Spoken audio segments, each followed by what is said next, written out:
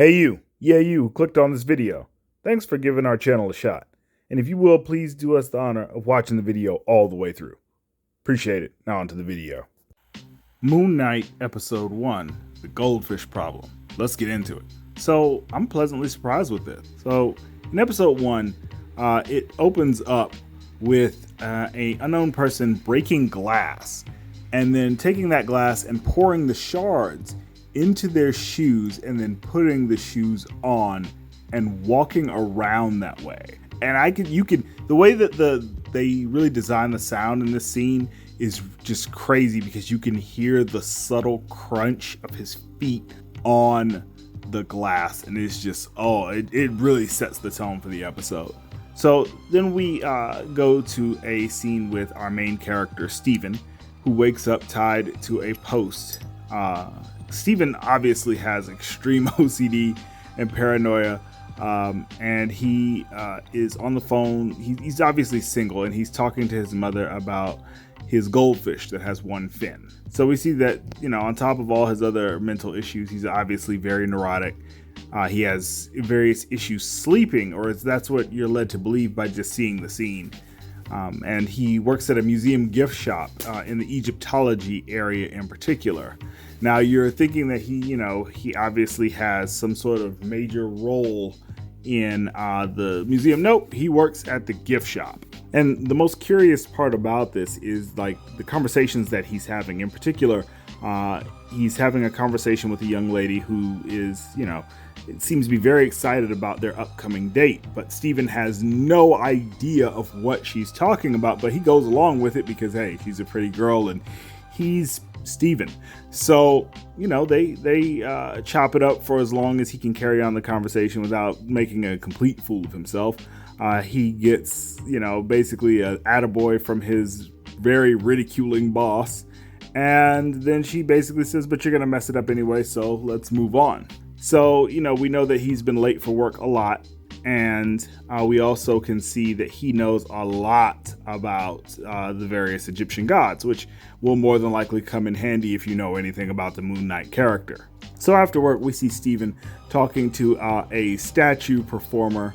And, he takes a picture for a couple in front of the statue. And basically, it seems like he has a real fixation with talking to inanimate objects and, just trying to get his thoughts and feelings out to somebody that will listen.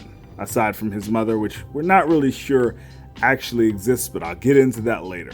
So after this, we see that Steven goes home. He puts either sand or salt, something that will, let him know if he's actually leaving his bed and sleepwalking, which I find interesting that seems to be his issue, hence, him chaining himself to the bed in the earlier scene.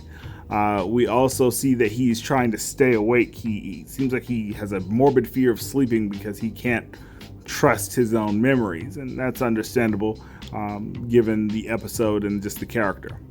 So he's studying more Egyptology to stay awake, but he eventually succumbs to sleep and then wakes up face injured, bleeding in a mountainous area with a mysterious voice telling him to surrender his body to the other personality, and that he's very upset because the idiot is in control again, according to the voice, who sounds really condescending. So we get that going, and then Steven, obviously being Steven, is talking to people in this mountainous town, and the voice tells him to run because he's about to get shot at.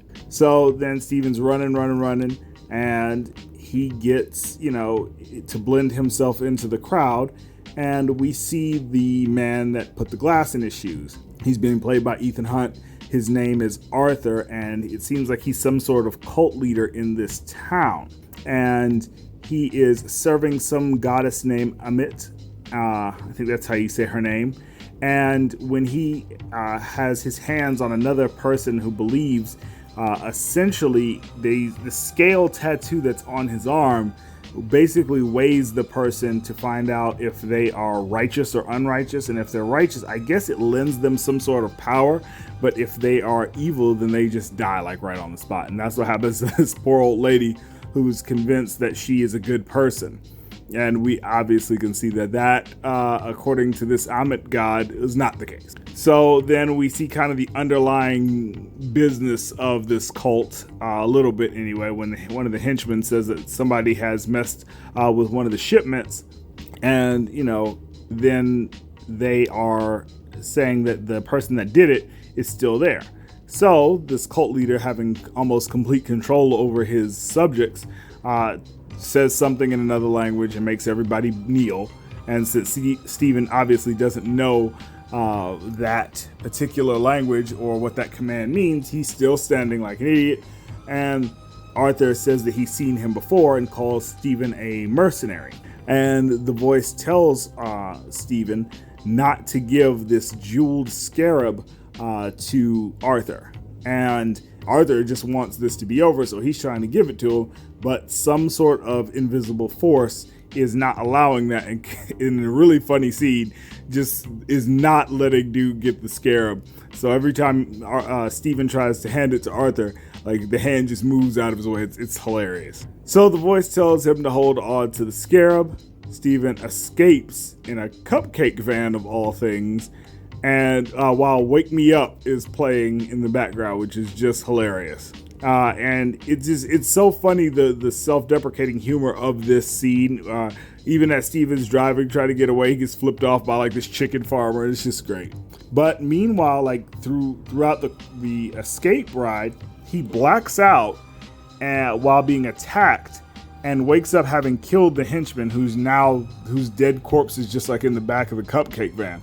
And the voice calls Stephen a parasite.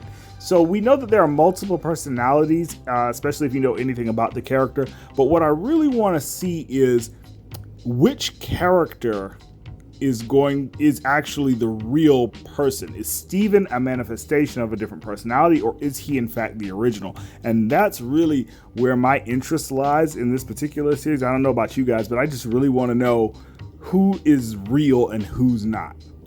So then we get the tree or the logs that were previously uncoupled by Stephen and the henchmen driving recklessly, and they kill a bunch of the henchmen. Stephen wakes up in his bed thinking that the previous events were a dream, only to find that the goldfish that he had been taking care of actually has 2 fins rather than 1.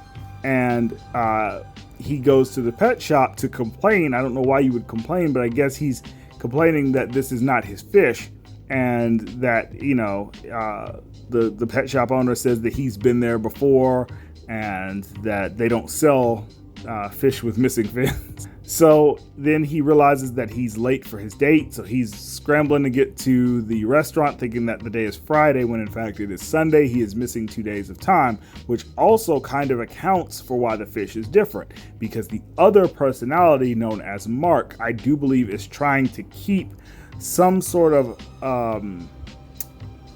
coherent logic to the reality that Stephen lives in.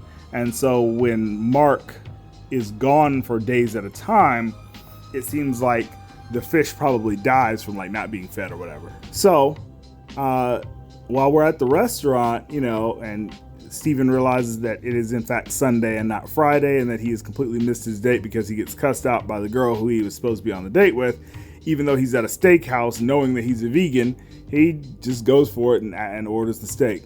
So then he lies to his mom, tells her the date went well, even though it didn't happen. He eats the chocolates that he bought for the girl for the date by himself, and as he is eating them clumsily, he drops one and finds an imprint that leads him to believe that there is a secret compartment above the imprint, and he finds a compartment that in fact has a key and a phone in it, and in the phone there is a woman's name, Layla, over and over and over again. It seems like that's the only contact that has called in a while.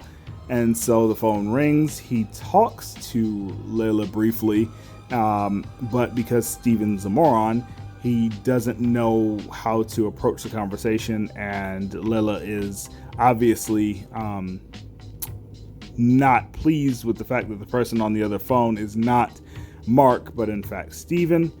She hangs up. And you see that Mark is now, breaching the veil of their psyche and telling him to stop. Like, just, stop looking, stop looking around, cut it out. And so Mark, in just basically a panic, decides that he's going to run away from this. I don't know how he's supposed to do that, but I really like the scene in the bathroom with everything happening. And as he tries to escape into the elevator and everything around him is shaking, he sees the image of the god, which you'll find out later is the god Khonshu, only to really find out that that is not really there, and it's just an old woman who seems very flustered by Steven's erratic behavior, and she's trying to get where she's going as fast as she can because obviously there's a crazy man with her in the elevator. So we get to a point where Arthur is now trying to escape back to work at the museum. He tells the doorman, hey, if you see anybody weird, don't let him in. The doorman's like, dude, this is a museum. I can't just, stop people. And he is then basically confronted by Arthur, who reveals to him that he wants to awaken Amit again so that people can be judged, based on, I guess, Amit's standards of right and wrong. And that Arthur also knows about the voice and says that he wants to help Steven. And he uses the scales on him, but it's weird because nothing actually happens, but he does tell him that he has chaos within him. So, as the shift ends and Steven is now getting off of his shift at the museum, he is being chased by basically like these hellhounds, like sort of like Anubis type dogs that are sent after him by Arthur. And Arthur tells him that if he wants to live, he'll give him the scarab jewel, and or he'll be torn apart. So Mark basically is now pleading with Steven to give him control so he can save both of them. Steven doesn't believe any of this is real, but eventually Mark gains control, and you see the transformation of him becoming Moon Knight and beating the hellhounds to death. And that's how it ends. So, I mean, honestly, I'm really interested to see where this goes. I really enjoyed this episode. It didn't really have a lot of the standard Disney Marvel tropes, which I was really thankful for.